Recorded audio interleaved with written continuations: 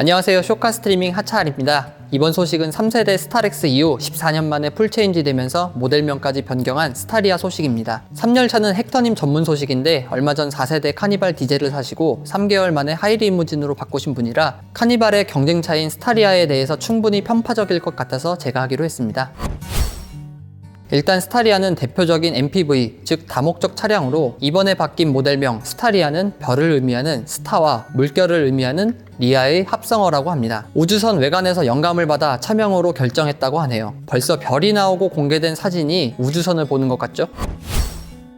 자, 일단 현대 측에서 스타리아에 대해 뭐라고 표현했는지 보겠습니다. 맞춤형 이동수단, 이동수단의 공간 활용에 대한 고객들의 다양한 요구를 적극 반영, 스마트 모빌리티 솔루션, 대충 공간적으로 뛰어나다는 걸 강조하고 싶은 듯 합니다. 대신 얼마 전 승합차 이미지를 훌륭히 벗어던진 4세대 카니발처럼 스타리아도 단순히 공간만 넓은 차가 아니라 고급감을 특별히 강조하고 있습니다. 그래서 그런지 이번에 공개된 모델은 프리미엄급 모델인 스타리아 라운지 7인승입니다. 일단 커다란 박스처럼 생긴 외관에서 보듯이 공간으로는 1열부터 3열까지 상당히 여유로워 보입니다. 또한 예전 스카토크 때 스타리아의 스파이샷에서 보신 것처럼 동물원 관람차와 같은 엄청난 크기의 창문들, 특히 측면에서의 모습은 안에 사람이 앉아있을 때 거의 배 부분이 보일 정도의 낮은 벨트 라인입니다. 현대 측에서 이 부분을 표현한 단어가 있는데요. 인사이드 아웃 디자인, 안과 밖이 뒤집힌 모양. 안에 있어도 마치 밖에 있는 것과 같은 개방감을 표현하고자 한 듯 합니다. 옆도 그렇지만 더 놀라운 건 뒷모습입니다. 뒷 유리창도 커서 시트 등받이 반 이상이 뒤에서 보일 정도의 개방감입니다. 후방 램프는 픽셀 타입의 콤비 램프라고 합니다. 아이오닉 5와 비슷한 픽셀이지만 세로로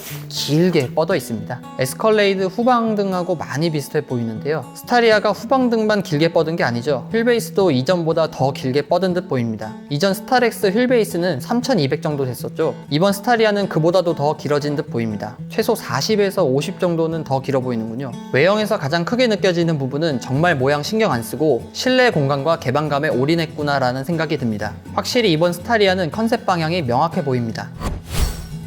그리고 전면부에서는 아무도 예상하지 못했던 부분인데 엔진 후드와 앞범퍼 사이를 가로지르는 DRL입니다. 이걸 보고 어디서 봤던 것 같은데 하다가 생각난 게 사이버트럭 그리고 로보캅. 해외에서도 저런 유형의 DRL을 쓰면 로보캅이 먼저 연상되나 봅니다. 재밌는 짤들도 있군요. 곧 스타리아 로보캅 짤도 나오지 않을까 싶습니다. 그리고 범퍼의 거의 대부분이 그릴입니다. 실제 뚫려 있는지 여부는 모르겠지만 저렇게까지 클 필요가 있나 싶은데 기능적인 부분을 떠나서 저 그릴이 한인상 하는군요. 그릴 나머지 부분은 LED 헤드램프가 알알이 박혀 있습니다. 한쪽당 총 8개 파츠로 나눠져 있는데 아마 4개는 하향등, 2개는 상향등, 상단에 꺼져 있는 2개는 아마 방향지등인 듯 합니다. 그릴 하단부에 자율주행 센서도 보이고요.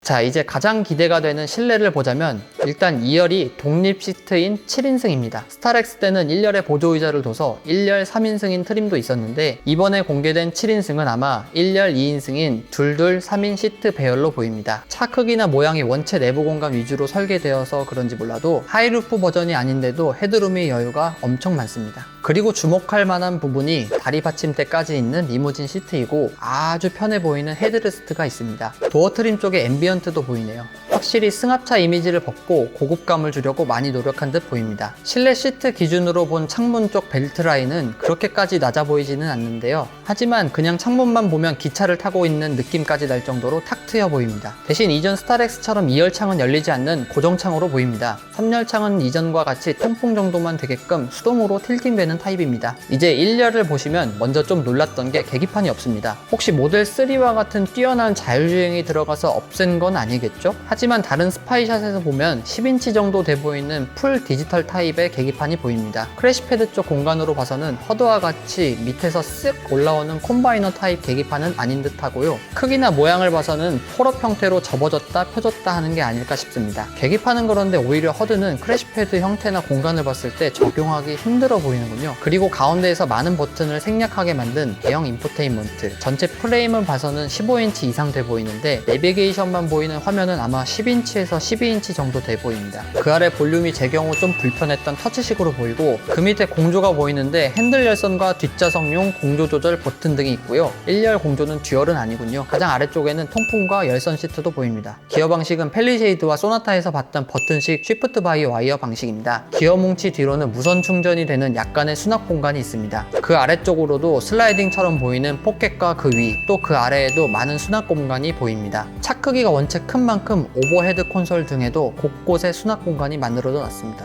특이한 건 1열에도 상당히 많은 옵션과 앰비언트 등을 사용했다는 점이고 센터 콘솔까지도 상당히 많은 신경을 쓴 듯 보입니다. 핸들은 아반떼 소나타에서 봤던 형태의 투스포크처럼 보이는 포스포크입니다. 텔레스코픽과 틸팅은 수동 조절 방식인 듯 합니다. 송풍구는 승용차처럼 얇고 간결하게 뽑고 조수석 글러브 박스에서 보이는 것처럼 상당히 많이 파놔서 공간적으로 여유롭게 하기 위해 노력을 한 듯 합니다. 확실히 2열뿐 아니라 1열에도 많은 신경을 쓴 점 등 공간과 프리미엄 느낌에 모든 초점을 맞춘 듯 합니다.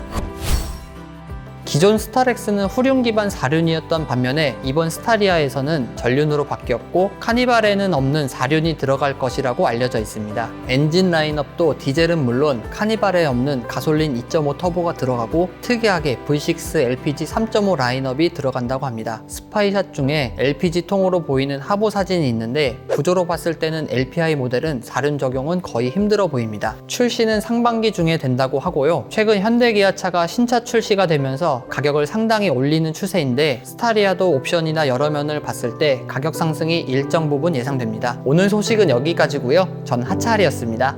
감사합니다.